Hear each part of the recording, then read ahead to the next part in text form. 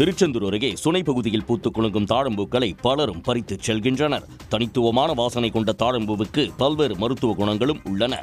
ஆற்றங்கரையோரம் உள்ளிட்ட நீர்நிலைகளில் வளரும் தன்மை கொண்ட தாழம்பூவை பார்ப்பதே அரிதாகி வரும் நிலையில் சுனை, மேலப்புதுக்குடி, கூர்ந்தாவிளை உள்ளிட்ட பகுதிகளில் தற்போது அதிக அளவில் தாழம்பூ காணப்படுகிறது.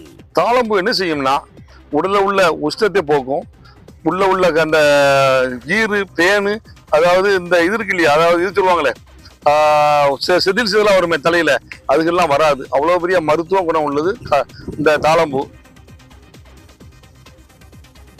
நாகர்கோவில் அண்ணா பேருந்து நிலையத்தில் உள்ள வடிவீஸ்வரம் தபால் நிலையம் மூடப்பட்டதால் பொதுமக்கள் அவதிக்குள்ளாக்கினர். வடிவீஸ்வரம் துணை தபால் நிலையம் நிர்வாக காரணங்களால் நாகர்கோவில் டவுன் துணை தபால் நிலையத்துடன் இணைக்கப்படுவதாக தெரிவிக்கப்பட்டுள்ளது. மாவட்டத்தின் பல்வேறு பகுதிகளைச் சேர்ந்த மக்கள் அண்ணா பேருந்து நிலையத்தில் இருந்த தபால் நிலையத்தில் எளிதாக சேவைகளை பெற்று வந்தனர். தற்போது இடமாற்றப்பட்டதால் அது அவர்களுக்கு ஏமாற்றத்தை அளித்துள்ளது.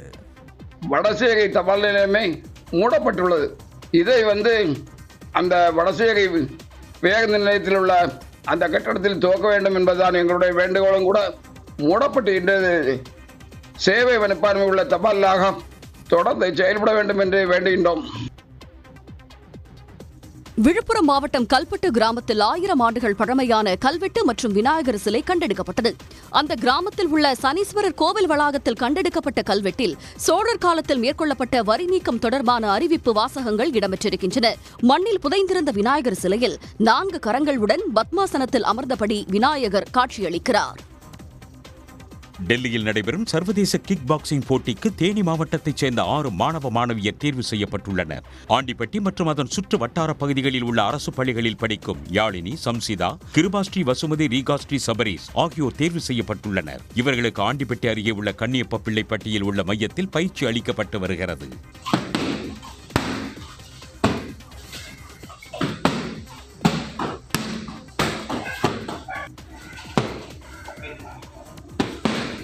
டெல்லியில் உள்ள இந்திரா காந்தி உள் விளையாட்டு அரங்கில் பிப்ரவரி 4ஆம் தேதி முதல் 8ஆம் தேதி வரை சர்வதேச கிக் பாக்ஸிங் போட்டி நடைபெற உள்ளது. நீலகிரி மாவட்டம் குன்னூரில் வாழும் கைகார சீமை படுகர் இன மக்களின் ஹெத்தையம்மன் கோயில் திருவிழா ஊர்வலம் பாரம்பரிய முறைப்படி வெகு சிறப்பாக தொடங்கியது. நீலகிரி மாவட்டத்தில் படுகர் இன மக்கள் அதிக அளவில் வாழ்ந்து வருகின்றனர். கைகார சீமையைச் சேர்ந்த படுகர் இன மக்களின் ஹெத்தை பண்டிகை தொடங்கியது. இதில் ஒரு மண்டலம் விரதம் இருந்தவர்கள் பாத யாத்திரையாக ஊர்வலம் சென்றனர்.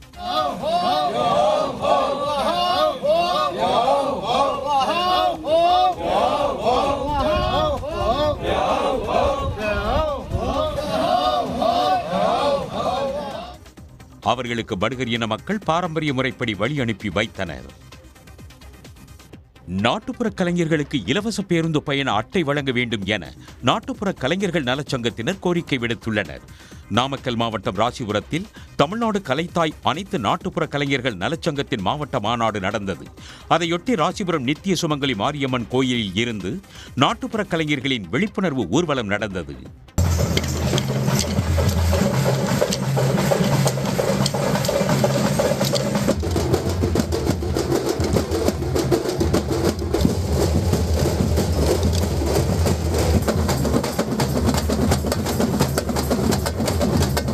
மகளிருக்கு இலவசமாக பஸ் பாஸ் வழங்குவதை போல் நாட்டுப்புற கலைஞர்களுக்கும் இலவச பஸ் பாஸ் வழங்க வேண்டும். பெண் கலைஞர்களுக்கு 50 வயதில் ஓய்வூதியம் வழங்க வேண்டும்.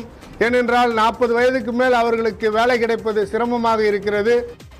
நலிவுற்ற கலைஞர்களை கண்டறிந்து இலவச வீட்டுமனை பட்டா வழங்க வேண்டும் எனவும் நாட்டுப்புற கலைஞர்கள் கோரிக்கை விடுத்துள்ளனர். பெரியகுளம் பகுதியில் உள்ள மஞ்சளாறு அணையில் போதுமான நீர் இருப்பு இல்லாததால் சுற்று வட்டாரத்தில் உள்ள 9 கண்மாய்கள் வறண்டு காணப்படுகிறது.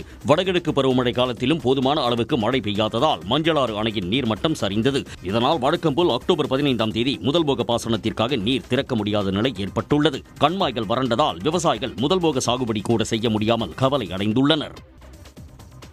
சிவகங்கை மாவட்டம் காரைக்குடி அருகே உள்ள கானாடுகாத்தான் பள்ளத்தூர் பகுதியில் விமான பயிற்சி மைய விரிவாக்கத்திற்கு நிலம் கையகப்படுத்த எதிர்ப்பு எழுந்துள்ளது. இது தொடர்பான வழக்கு நீதிமன்றத்தில் நிலுவையில் உள்ள நிலையில் அரசு நிலத்தை கையகப்படுத்தும் முயற்சியை கைவிட வலியுறுத்தி 100க்கும் மேற்பட்டோர் மாவட்ட ஆட்சியரை நேரில் சந்தித்து மனு அளித்தனர்.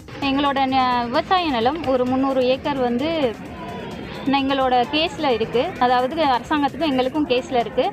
ஆனால் பழைய காலத்தில் இருந்த பிரிட்டிஷ் காலத்தில் இருந்த விமான ஓடுதள பயிற்சி மையத்தை இப்போ மறுபடி விரிவுபடுத்துறதுக்காக அதற்காக டெண்டர் அனௌன்ஸ் பண்ணியிருக்காங்க.